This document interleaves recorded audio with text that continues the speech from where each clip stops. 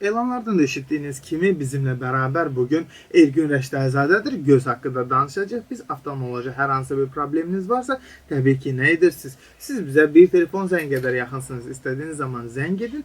Canlı olaraq sualınızı səsləndirin ki, biz də sizin suallarınıza ətraflı və təfərrüatlı cavablar verə bilək. Və eyni zamanda diqqətinizə çatdırmaq istəyirəm ki, bizim WhatsApp nömrəmiz də açıqdır, aktivdir. İstər səsli, istərsə yazılı mesajlarınızı gözləyirik. Və Ergün bəy, necəsiz? Xoş gəlmisiniz. Teşekkürler, yaxşıyam. Ümid edirəm ki, siz də yaxşısınız və bütün radyo dinləyicilərin ümid edirəm ki, əhval-ruhiyyəsi yaxşıdır. Çünki bu 2020-ci il bir vaxtlar biz filmlərdə görürdük, nəysə fantastik filmlərdə 2020-ci il artıq biz bu günü yaşayırıq, bu ili yaşayırıq.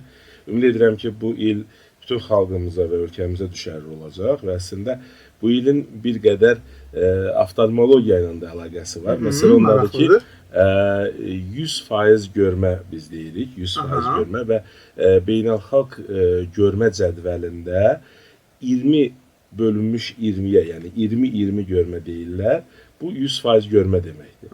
Bəli. Ümid edirəm ki, bu 2020-ci ildə bizim bütün vətəndaşlarımızın, bütün həmvətənlərimizin görməsi yalnız 100% olacaq. Amin deyək, təşəkkür edirəm gözəl sözləriniz üçün. Hörmətli 105 FM dinləyiciləri, biz mövzumuza keçid alacaq. Göz yaşartmalarından danışacağıq. Niyə görə axırlar və ümumiyyətlə müalicəsi varmı? Necə müayinə edib müalicə etmək lazımdır? Onlardan danışacağıq. Biz göz yaşı axması deyəndə səbəblərini araşdırırıq bəzi hallarda. Bəzən görürük ki, hava soyuq olanda, misal üçün, insanın gözündən yaş axmağa başlayır və yaxud da çox isti olanda qıcıqlanma yaranır və onun təsirindən yaş axmağa başlayır. Bəzən də eşidirik ki, məndə durmadan sel kimi yaş axmalar deyilən bir mövhum nəzərə çarpılır hər zaman. İstəyirəm hər birinə aydınlıq gətirəsiniz. İlk öncə biz gərək göz yaşının nə olduğunu anlayaq. Çünki göz yaşı sadə su deyil.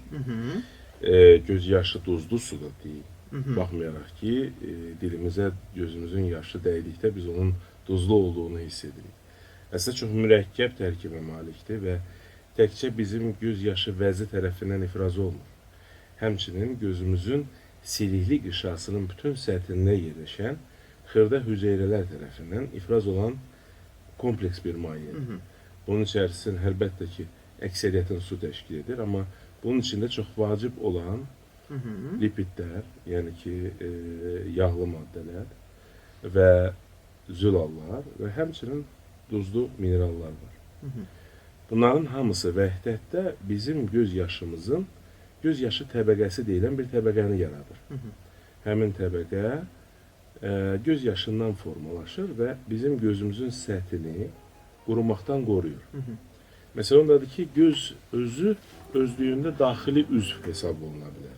Və gözün çox toxumaları embriogenezdə, yəni ana bətnində uşaq formalaşanda bizim daxili orqanların formalaşdığı hüceyrələrdən doğrulur. Oradan qaynaqlanır. Və baxmayaraq ki, daxili üzv kimi hesab oluna bilər. O daima xariclə təmasdadır. Ona görə də onun səthi daima nəmlənməlidir və nəm qalmalıdır. Və burada göz yaşının ifrazı iki problemlə əlaqəli ola bilər. Biri fizioloji vəziyyəti ola bilər, yəni ki, norma hesab oluna bilər göz yaşının axması. Bəzi hallarda isə artıq xəstəlik kimi qəbul olunmalıdır və bunların ikisinin arasında həmişə fərq qoymaq lazımdır. Dediyimiz kimi, göz əgər ətraf mühitlə təmasdadırsa, demək ətraf mühitin şəraitinin dəyişməsi həmin o gözdə gedən hər hansı bir proseslərin də cavab reaksiyasına belə deyək də gətirib çıxarda bilər. Tam ki, siz dediniz küləkli havada və ya həddindən artıq çox isti havada gözün yaşının axması. Bəli. Bu əslində normal bir şeydir. Çünki ətraf mühitin şəraiti dəyişir. Həddindən artıq küləkli hava və ya günəşli hava gözün səthindəki o göz yaşı təbəqəsinin daha tez buxarlanmasına gətirib çıxardır. Və əlbət ki, göz toxumaları buna cavab reaksiyası olaraq o həmin çatışmayan göz yaşı təbəqəsinin çatışmamazlığını belə deyək də düzəltmək istəyir. Yerinə qoymaq istəyir və onun üçün də həddindən artıq çox göz yaşı ifraz edir. Və həmin məqamda artıq əgər biz həmin o ətraf mühitin təsir amilini aradan qaldırsaq, tamam ki, adi günəş eynəyidir, Bəli. qıraqları bağlı. Onu geyinsək gözümüzə, cəmi bir neçə dəqiqədən sonra həmin o göz yaşı axması aradan qalxacaq. Yəni, bu hal artıq hər hansı bir müalicə tələb etmir. Sadəcə, ətraf mühitin təsir amilini aradan qaldırmağı tələb edir. Amma ayrı bir hal deyək ki, xəstədir, bütün günü gün ərzində gözdən su axır. Baxmayaraq ki, ətraf mühitin şəraiti dəyişir. Yəni, bayra çıxdı, çıxmadı, fərq etmir. Evdə oturub gözdən su axır, bayra çıxdı, gözdən su axır. Bu hallarda artıq patologiya hesab oluna bilər. Çünki normal deyil. Bəzi hallarda isə xəstələr gözdə dolğunluq hissini göz yaşı axma ilə səhv salır. Yəni, əgər biz xatırlasaq, bizim gözümüzdə, məsələn, ağlayan dam olsun və ya gözümüz sulanan dam olsun, görüntü bir cür bulanmış kimi olur. Bəli. Bax, həmin o bulanmış görüntünü bəzən xəstələrimiz yanlışən gözdən su axma kimi hesab edirlər. Çünki görürsünüz, xəstə müraciət edir, deyir, gözümdən su axır. Əyləşdirirəm, söhbət edirəm və eyni zamanda söhbət zamanı mən müşahidə edirəm xəstəni. Görün, bu insanın gözündən yaş axırmı biz söhbət elədiyimiz dövrdə? Görürəm ki, bir damla belə gözdən su axmadı. Halbuki xəstənin əlində dəsmal var və dəsmal daima gözünün bir tilinə ya gözün iç küncünə vurur. Amma dəsmal qupqurudur. Dəsmalda yaş yoxdur. Sadəcə xəstəni gözündə olan, görüntüdə olan bulantı səhvən məcbur edir elə düşünsün ki, çünki bir stereotip düşüncə var və gözümün görüntüsü əgər bulantısa, demək gözümə su yığılır, su axır. Və o insanlar daima dəsmalla gəzirlər, amma əslində dəsmal qupqurudur. Və onlara deyəndə ki, sizin gözünüzdən yaş axmır, ilk öncə əlbəttə ki, bunlar bunu bir cür qəribə qarşılırlar. Necə axır mənim görüntüm? Sonra anladırsan ki, sizin gözünüzdə bulantı var görmədə. Gözünüzdən yaş axmır. Göz bulantısı, görmə bulantısı görmə nədir? bulantısı. Yəni gözün görməsinin, işığın gözə daxil olmasını əngəlləyən bir faktor var. Çox vaxtı bu mirvari suyu ilə əlaqəlidir və çox vaxtı yaşlı insanlarda bu baş verir. Görürsünüz ki, çox vaxtı mirvari suyu olan yaşlı insanlar məhz bu şikayətlə müraciət edirlər. Gözümdən su axır. Və təxminən hardasa mən sizə deyim, 30-40% yalnız göz yaşı problemləri ilə əlaqəli ola bilər ki, müraciət eləsin. Qalan hallarda biz görmə itiliyinin zəifləməsi və gözdə mirvari suyunun mövcud olması ilə rastlaşırıq. Bir halda var ki, nə vaxt gözdən su axma ilə biz rastlaşırıq, bu gözdə ət və ya gözdə xroniki iltihabi proseslər olduqdadır. Görürsünüz ki, gözdə biz pterygium dediyimiz ət var, gözün burun tərəfindən, gözün bəbəyinə doğru inkişaf edən və bu proses pterygium adlanır və bu prosesin kökündə xroniki iltihabi, selülik qışanın iltihabi prosesi durur və bu hallarda belə xəstələr artıq su axma ilə, doğrudan da ifrat su axma ilə müraciət edir. Nədən? Çünki hər bir iltihabi prosesdə biz demişik, 3 dənə faktor var, rubor, tumor, dolor və o dediyimiz tumor, ödem, həmin toxumaların ödemi və selülik qışa, düz gözün üzərində yerləşən qışa və nazik qışa olduğuna görə onun ödemliyi həmçinin o ödemin, yəni o mayenin, ifraz olmuş mayenin xaric olunması ilə də müşahidə olunur və gözün sulanması baş verir. Hər vaxtınız xeyir, kiminlə danışırıq? Buyurun, özünüzü təqdim edin. Gözünüz, bir sözü soruşum, burnunuzda tutulmalar olur mu? Gecə yatanda. Aydındır. Teşekkür ederiz tamam. sualınıza göre. Radyo vasıtasıyla dinleyin. Birincisi gözdə qaşınma. Gözdə qaşınmanın bir neçə səbəbi ola bilər. Birincisi alergik reaksiya ola bilər. Əgər alergik reaksiyadırsa, adətən biz bunu hər iki gözdə müşahidə etməliyik, tək bir gözdə yox. İkinci məqam, burun tutulmalarında əgər burnun hansısa bir tərəfi tutulursa, həmin o tutulan tərəfdən gözdə qaşınma baş verirsə, bu durğunluqla əlaqəlidir. Məsələn, ondadır ki, yatdığımız dövrdə də gözümüzdə yaş ifrazı olur və həmin yaş xaric olmalıdır və xaric olmaq üçün o gözün yaşını aparıcı xəttlərdən istifadə edərək gedir gözdən buruna doğru. Və əgər burunda tutulma varsa, həmin maye yaxa bilmir. Həmin maye qalır və biz dediyimiz kimi mayenin tərkibi çox mürəkkəbdir.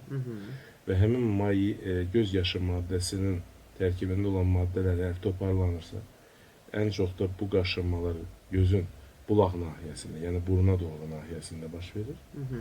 O zaman onunla əlaqəli ola bilər, yəni o problemi həll etmək lazımdır, burun tutulmalarının problemi.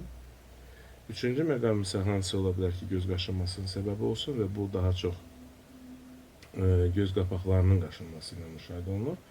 Bu gözə gənə düşəndədir. Göz kipriklərinin, qapaqlarının kipriklərinin kökündə yaşayan bir gənə var, demodex adlanan. Buna yoluxmaq çox asandır. Çox geniş yayılmış bir saprofit parazitdir.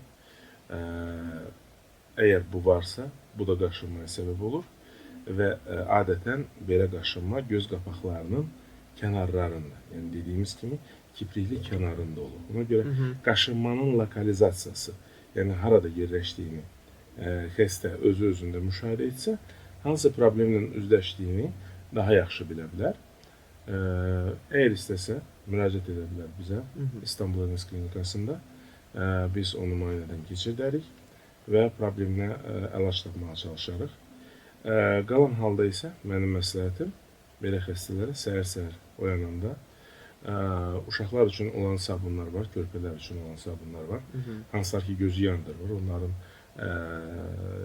pH-ları, yəni turşuluğu bizim bədənimizdəki toxumalara uyğun olan turşuluqdur.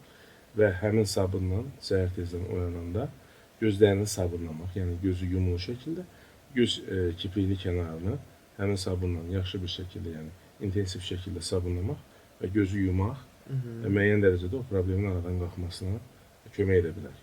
Əgər kömək etməsə, o zaman müraciət etməsini tövsiyə edərəm ki, gəlsin, baxaq, yəni dediyim kimi demodexə görə müayinə edərik. Əgər varsa, biz onun qarşısını alarıq. Göz yaşı axmaları, səbəbləri və müalicəsi. Məncə sualı artıq özünüz başa düşdünüz. Biz bəli, sualı artıq başa düşdük.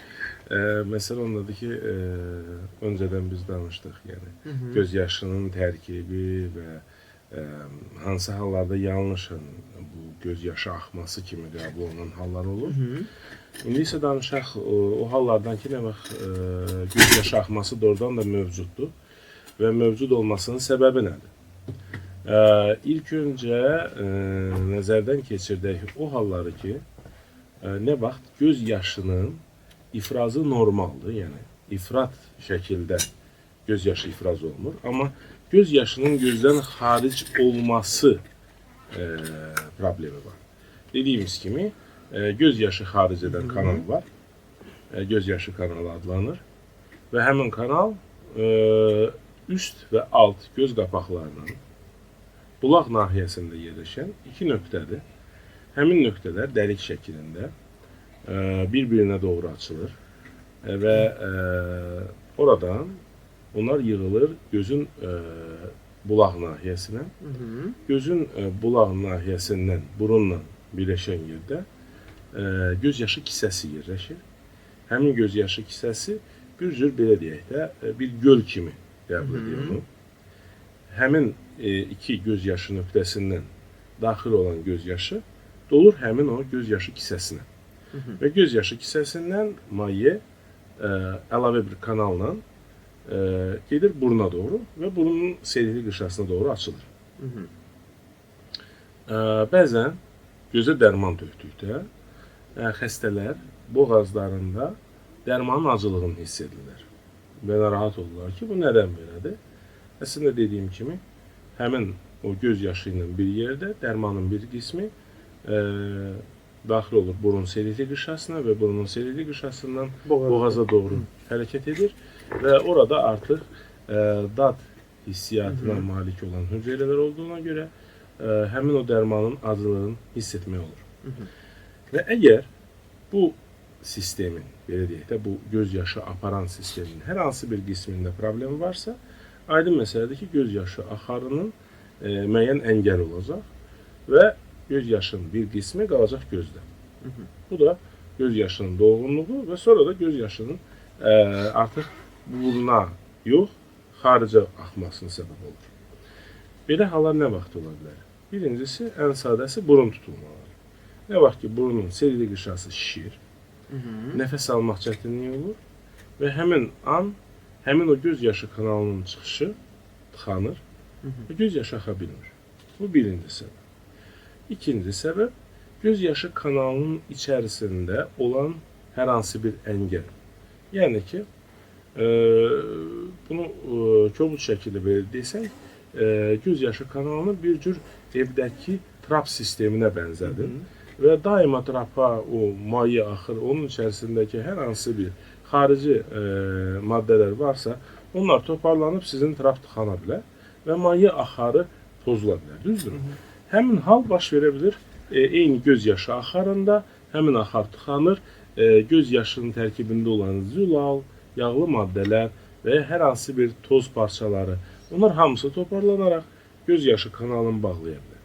Elə bir halda göz yaşının axarı pozulur və sonraki dövrdə durğunluq yarandığına görə daha ciddi bir problemə çevrilir. Bu ciddi problem göz yaşı kisəsi adlandırdığımız həmin o kisənin içərisində yığılan maye başlayır ifunətlənməyə. Yəni ki, hər bililikdə duraq su infeksiya, yəni mikroba bir şərait yaradır. Nə cür ki, axar çayın suyu heç vaxt iyilənməz, amma bataqlıq həmişə iyilənir. Çünki dediyimiz kimi, axar suda heç vaxt mikrobun inkişafına şərait olmur. Amma bax, o durğunluq həmin o göz yaşı kisəsinin içərisində olan maddənin, mayenin göz yaşının ifunətlənməsinə gətirib çıxardır və elə bir xəstədə burun nahiyəsindən, göz tərəfdən burun nahiyəsindən dərinin altında bir şişkinlik yaranır. Həmin şişkinlik şişir, qızarır, başlayır ağrımağa. Bu artıq dakrosistit adlanan bir vəziyyətdir. Və bu vəziyyət artıq göz yaşının axarının da qarşısını alır, həm də ciddi bir problem yaradır. Çünki bunun içərisi infeksiyadır, mikrobdur. Həmin infeksiyanı əlbəttə ki, antibiotiklərlə falan müalicə etmək olur, amma göz yaşı kisəsinin içərisində qalan o mikrobların qalıqları və iltihabi proseslərin gedişatı gətirib ona çıxardır ki, artıq göz yaşı kanalı yararsız bir vəziyyətə gəlib çıxır. Və elə xəstələrdə artıq əməliyyat etməyə ehtiyac olur. Bəli. Məsələn, biz əməliyyatdan danışacağıq, amma telefon zəngimiz var, görək nə istəyirlər. Hər vaxtınız xeyir, kiminlə danışırıq?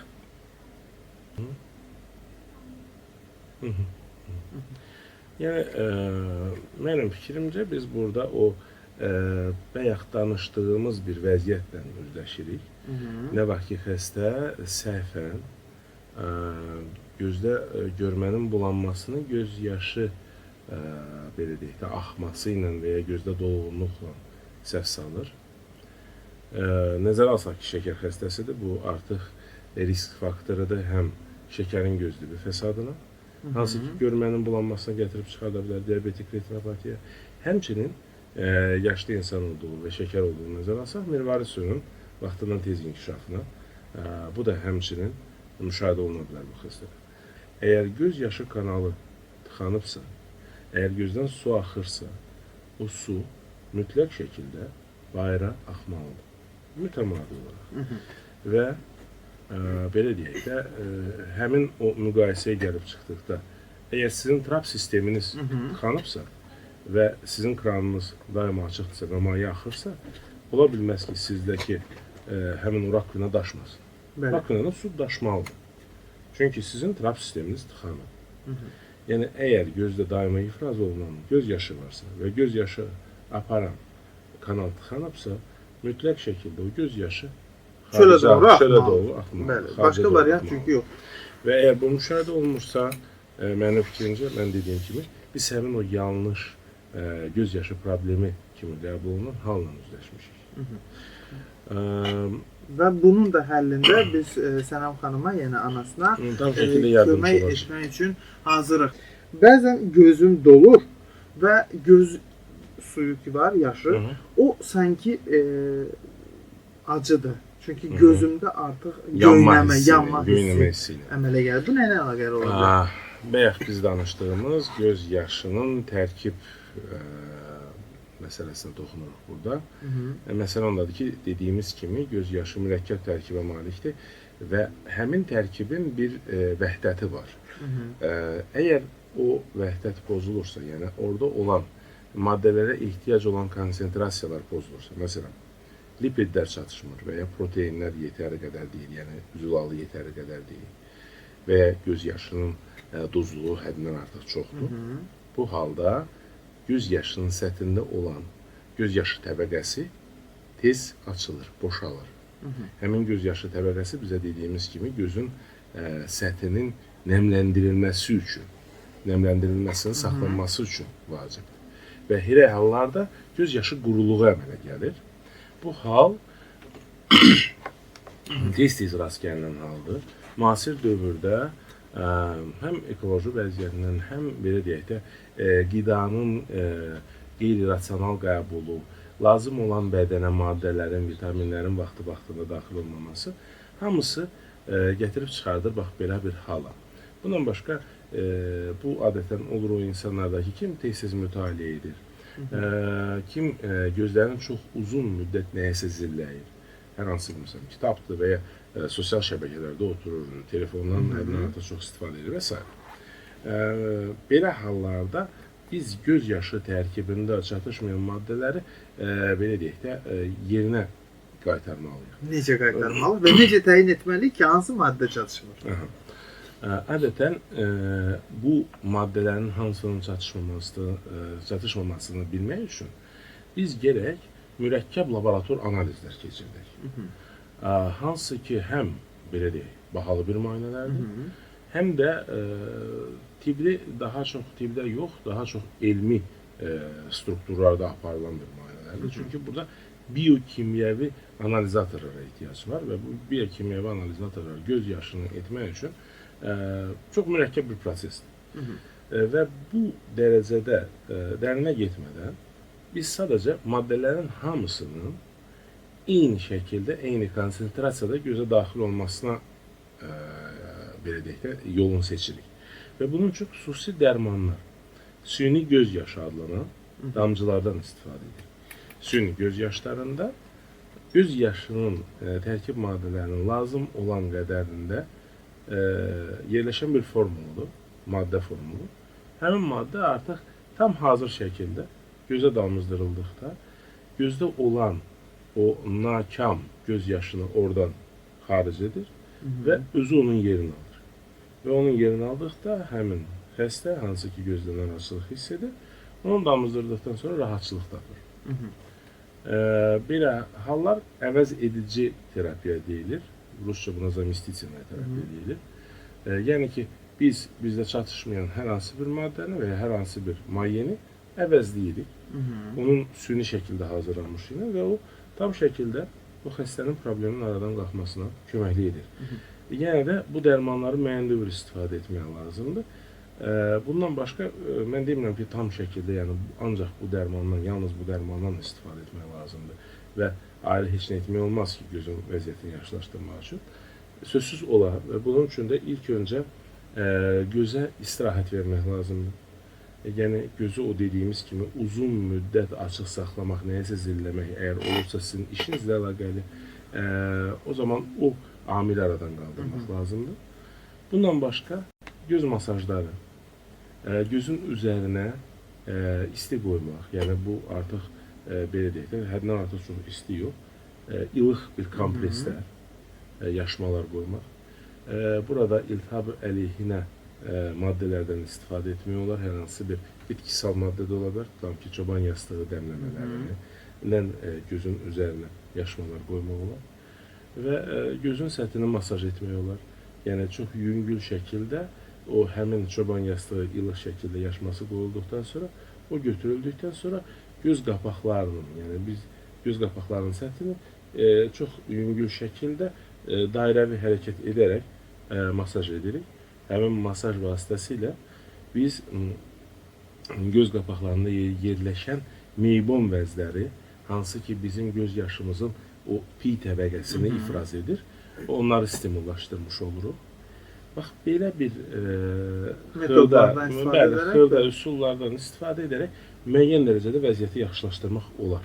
Və belə bir dinləyicimiz var, efirə qoşulmadan sual vermək istədi ki, mən gözümdən əməliyyat olmuşam və mənə deyiblər ki, 5 kiloqramdan artıq yük qaldırmaq qadağandır. Bu qadağa hansı müddətə qədər keçərlidir? Baxın, nə əməliyyatından söhbət gedir. Əgər xəstə yaşlı insandırsa və bu insanda mirvari su cərrahiyyəsi yerinə yetirilibsə, adətən ağırlıq qaldırılma əməliyyatdan hardaysa bir ay ərzində bu rejim yəni tutulmalıdır. Ondan sonraki dövrdə yəni normal həyat tərzinə qayıda bilər. Əgər xəstə cavan insandırsa və bu insanda yüksək dərəcəli miyopiya varsa, yəni mənfi dərəcəli zəiflik varsa və bu insan ekzimen lazer əməliyyatı olunub-olunmamasından asılı olmayaraq gözündə mənfi zəifliyi olan insanlar ağırlıqdan çəkinməlidirlər. Nədən? Çünki belə insanlarda torlu qışanın qopması deyilən riskli bir fəsad var. Torlu qışanın qopması miyopik xəstələrə xas olan bir fəsaddır və bu fəsadın əmələ gəlməsinin iki əsas səbəbi var. Birincisi ağırlıq qaldırmaqdır, ikincisi zərbə almaqdır. Həddindən artıq zərif torlu qışasına malik olduqlarına görə torlu qışanın cırılmaları baş verir belə insanlarda və o cırılmanın səbəbi mexaniki təsirdir. Ona görə belə insanlar genəldə o həmin rejimi, amma ömür boyu onlar o rejimi müşahidə etməlidirlər. Əgər belə insanlar göz dibilərini bərkidirlərsə, xüsusi bir prosedur var, lazer koagulyasiya adlanan. Əgər onu vaxtında edirlərsə, o zaman həmin o ağırlığa belə deyək də, o qarantiyalı ağırlıq mən onu adlandırıram. Yəni, həmin ağırlığı qaldırdıqda qəti şəkildə hər hansı bir risk ola bilməz. Yəni, 10 kiloya qədər o rəqəm qaldırıla bilər. Çünki torlu qışanın bərkidilməsi müəyyən dərəcədə həmin o torlu qışanın qopmasının qarşısını ala bilir. Amma əks halda, yəni dediyim kimi, 5-6 kiloqrama qədər onlara tam risksiz bir yük kimi götürülür. Bəzən, bilirsiniz, olur insanlar ki, hansılar mənfi zəifliyi ola-ola ağır atletika ilə belə məşğuldurlar, yəni ağırlıqlar qaldırırlar. Mən həmişə deyirəm, yəni bu və onlar sual verirlər ki, bax, mən məsələn, uzun müddətdə məşğul oluram bu ağırlıq qaldırmaqla da, mənim bir şey olmayıb ki, nə olasıdır ki, bundan sonra. Mən həmişə deyirəm, miyopik xəstələrdə Damokl xəncəri deyilən bir şey var. Daima başın üstündə asılan bir xəncərdir ki, heç kəs bilmir ki, bəli, heç kəs bilmir ki, o hansı bir məqamda düşəcək və hansı bir fiziksel vəziyyətin anında o baş verir, onu öncədən demək olmur. Ona görə o risk faktorunu azaltmaq əsas məqsəddir. Ona görə əgər sizə həkim o tövsiyəni verirsə, yəni həkim üçün fərqi yoxdur, siz ağırlıq qaldıracaqsınız ya yox. Onun əsas məqsədi sizin problemlə üzləşməmənizdir. Yəni, profilaktikasıdır vəziyyətin.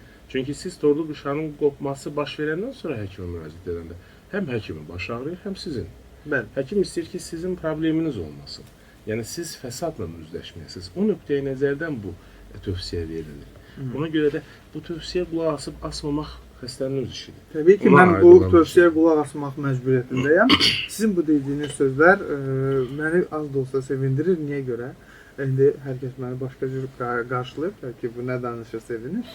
Mənim ətrafımda olan dostlarım təkidlə məni bu 2020-ci ilin yanvar ayından etibarən məcbur edirlər ki, artıq kilomdan xilas olmaq üçün idmanla məşğul olum və ağır idman növləri ilə məşğul olum.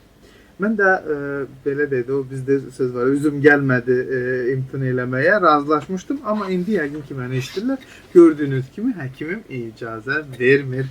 Yəni, məndə də miyopiya xəstəliyi var, mən də mənfi göz görməsindən əziyyət çəkən insanam. Telefon xəttimizdə növbəti dinləyicimiz var, görək nə istəyir. Hər vaxtınız xeyir, kiminlə danışırıq? Aydındır, təşəkkür edirik sualınıza görə. Əslində, yəni emosional insan olmaq bir tərəfdən yaxşıdır və bir tərəfdən də pisdir, doktor, yəni hər bir tərəfdən də pisdir, amma müsbət emosiyalara daha çox belə deyək də üstünlük verən emosional insan üçün əslində yaxşıdır. Çünki belə insanlarda endorfin deyilən qarmon var. O qarmonun ifrazı daha çox olur. Onlar belə deyək də, həmin qarmonun vasitəsilə o müəyyən dərəcədə bədəni belə deyək, sağaldan qarmon da hesab edilir və onlarda onun konsentrasiyası çox olur. Əslində bu yaxşı bir şeydir, emosional insan olmaq. O birisi tərəfdən göz yaşının qəti şəkildə ziyanı yoxdur. Çünki göz yaşı bizim gözümüzün səthini yuyan maddədir bir. İkincisi, göz yaşı bizim göz səthimizi nəmləndirici maddədir. Və əlbəttə ki, o göz yaşının artıq olması, yəni tutalım ki, ağladınız və s. o sizə ziyan verəsi deyil. Sadəcə hər bir şey ifrat dərəcədə olduqda, yəni çox olduqda ziyan verir. Yəni hörmətli şairimizin dediyi, yəni su da artıq içildikdə zəhərə çevrilir. O nöqteyi nəzərdən, yəni göz yaşı da həddindən artıq çox, əgər tutalım ki, siz bunu ayda bir dəfə, 2 dəfə, 3 dəfə siz belə ağladınız, bu sizə heç bir şəkildə ziyan verməyəcək. Amma əgər dayanmadan hər gün siz ağlayırsınız və s. və ya özünüzü qəhərləndirirsiniz, tutalım ki, xatirələrə dalırsınız, hər hansı bir toy kasetlərinə baxır və s. Yəni bu hallarda əlbəttə ki, çalışmaq lazımdır, bunu ifrat dərəcədə etməmək. Çünki ziyan vericidir və həmin o ziyan təsiri ondan ibarətdir ki, göz yaşı vəzi tükənir. Çünki o göz yaşı vəzi daima o göz yaşını ifraz etmək məcburiyyətindədir və maddələr tükənir və göz yaşı keyfiyyəti aşağı düşür. O zaman əlbəttə ki, gözün səthində qurumalar, gözdə qızartılar və s. kimi problemlərlə üzləşə bilirsiniz. Və ən əsası Gülara bəy, mən məsləhət edərdim ki, hər hansı bir yaxınlığında olan psixoloqla bir söhbət etsin. Çünki sizin özünüzdə aşkarladığınız bu kimi hal emosional gərginlikdən dolayı baş verə bilir.